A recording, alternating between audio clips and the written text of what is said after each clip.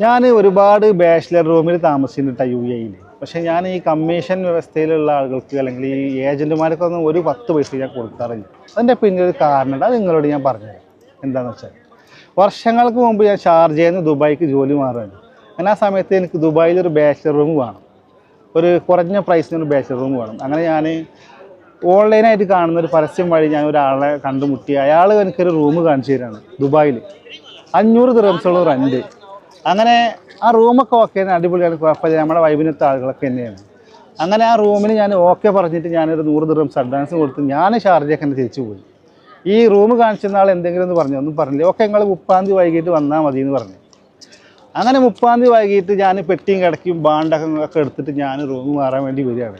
പിറ്റേ ദിവസം എനിക്ക് പുതിയ ജോലിയിൽ ജോയിൻ ചെയ്യണം.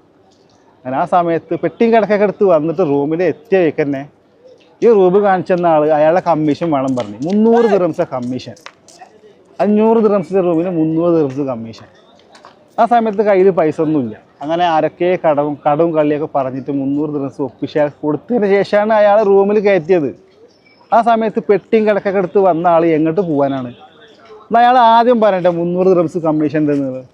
അപ്പോൾ ഈ ബാച്ചിലർ റൂം നോക്കുന്ന ആളുകളൊക്കെ ഒരു അറിഞ്ഞിരിക്കുന്ന കാര്യമാണ്. ഞങ്ങൾക്ക് റൂം കാണിച്ചു തരുന്ന ആൾക്കാരോട് ആദ്യം പൈസ എത്രയാണ്, കമ്മീഷൻ ഉണ്ടോ എന്നൊക്കെ ചോദിച്ചിട്ട് ഉറപ്പ് വരുത്തണം.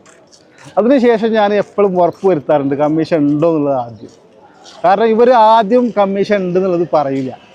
പെട്ടിയും കിടക്കും ബാണ്ടൊക്കെ എടുത്ത് വന്നതിന് ശേഷമാണ് കമ്മീഷൻ ഉണ്ട് എന്നുള്ളത് പറയുക. ഇത് എവിടുത്തെ ന്യായമാണ്? എന്താ നിങ്ങൾക്ക് പറയാനുള്ളത്?